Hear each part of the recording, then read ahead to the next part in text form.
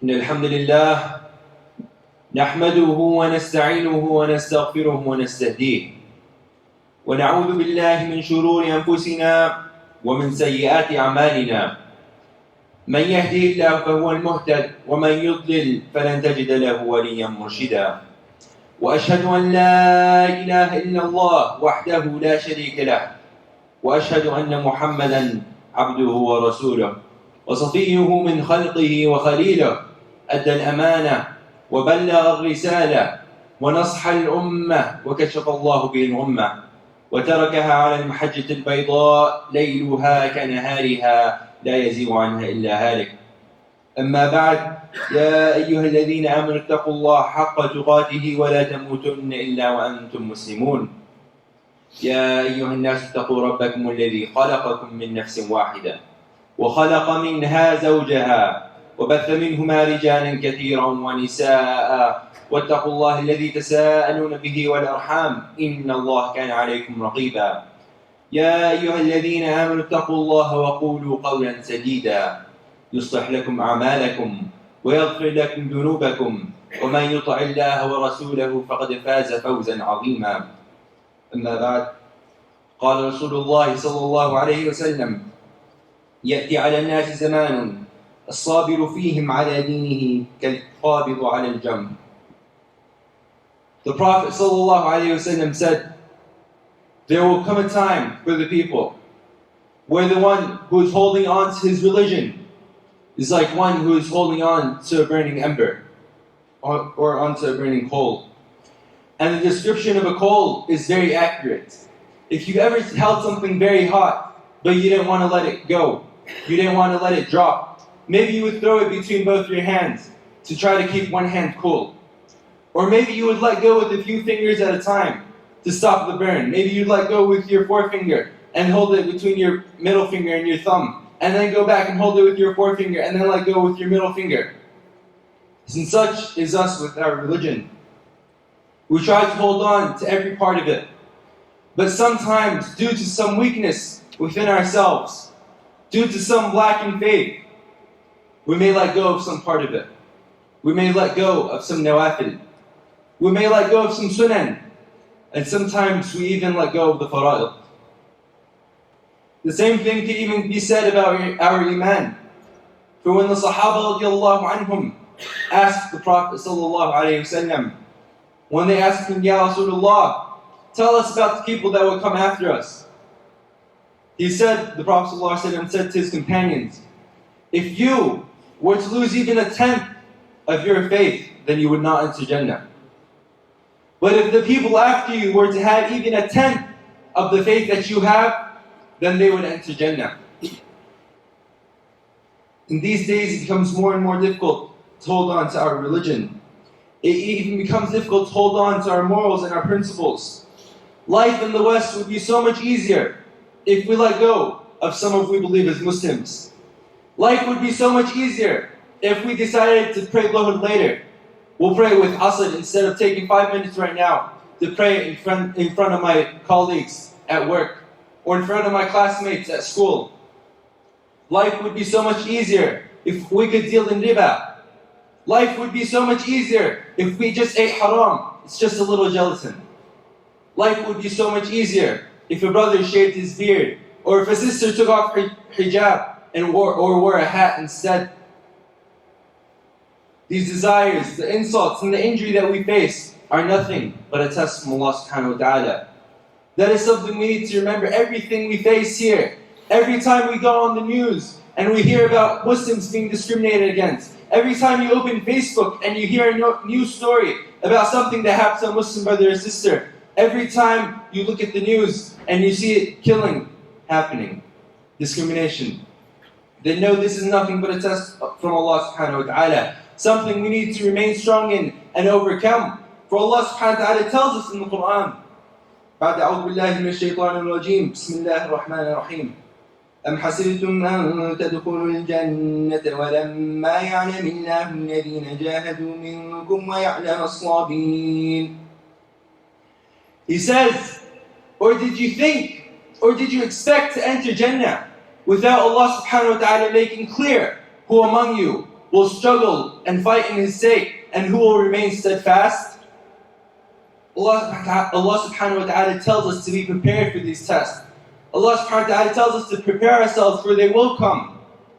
Allah subhanahu wa ta'ala also tells us in another ayah, وَلَنَبْلُوَنَّكُمْ بِشَيْءٍ مِّنَ الْخَوْفِ وَالْجُوعِ وَنَقْصٍ مِّنَ الْأَمْوَالِ وَالْأَنفُسِ وَالثَّمَرَاتِ وَبَشِّرِ الصَّابِرِينَ.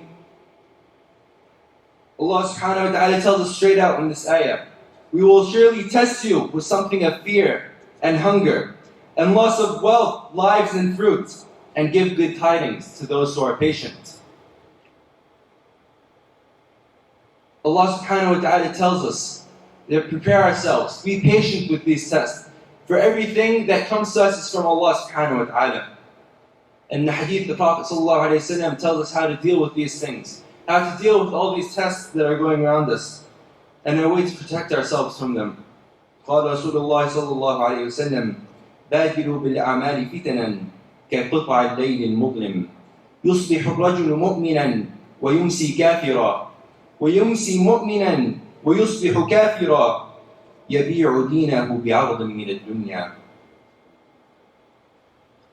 The Prophet ﷺ says, rush to do good deeds, to protect yourselves from fitan, trials or turbulences, like pieces of the darkest night, where a person wakes up as a Muslim, but at night he is a kafir.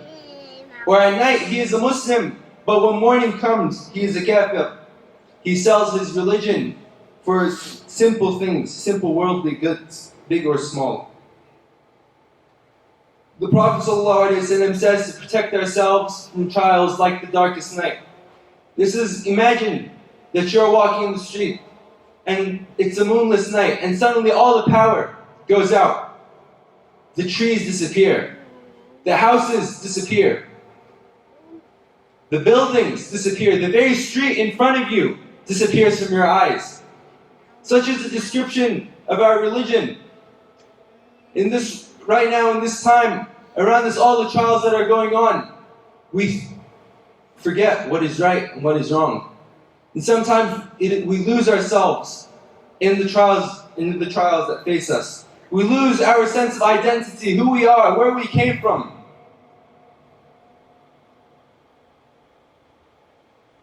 And the person, it is so easy to lose themselves that a person, they can turn into a disbeliever in a single night or a single day. Selling parts of their religion for worldly good. It is so easy to occur nowadays that we give up something that we think is small. In our arrogance to Allah subhanahu wa ta'ala, we think it is small. It's a single glance. It's just a small piece of food. It's just something small it's just 2 rak'at. Something in our arrogance we think is so small, we give it up. Sometimes we give up something to please the disbelievers. Not to please them in our mind, but to bring them closer to Islam, show them that we are like you. That there's nothing to be afraid of, we are just like you guys. We try to please them by giving up something of our faith. And Allah subhanahu wa ta'ala tells us, وَلَن تَرْضَى عَنْكَ الْيَهُودُ وَلَا النَّصَارَى حَتَّى تَتَّبِعَ مِلَّتَهُمْ. And the Christians and the Jews will not be satisfied with you until you follow their religion. It's no use trying to please them. Allah subhanahu wa ta'ala has already told us they will not be pleased with you. That's why we need to hold on to our religion. Do not give anything up in order to please someone. And that's why it's so easy to fall into disbelief. Even sometimes when someone goes out to protect their religion on a debate site or on a phone call or talking to someone, a disbeliever, they try to convince them that Islam is the right religion. But from lack of knowledge, they may be stumped. Somebody may ask them something or tell them something about the religion, and they say, I didn't know that was there. Oh, what does this mean? I don't know what to say to that.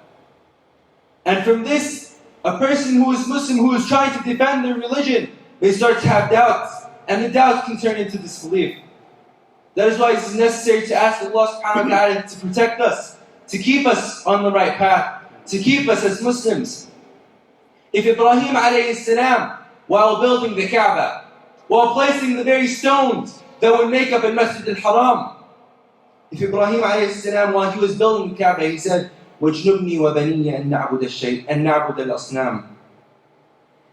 He said, he was making dua to Allah subhanahu wa ta'ala, and he said, keep me and my sons from worshipping idols. Ibrahim alayhi salam, who destroyed the idols of his people as a child. Ibrahim alayhi salam, who was thrown into a fire. And when he was sitting still on the catapult that they were going to throw him in, Jibreel alayhi salam came to him and told him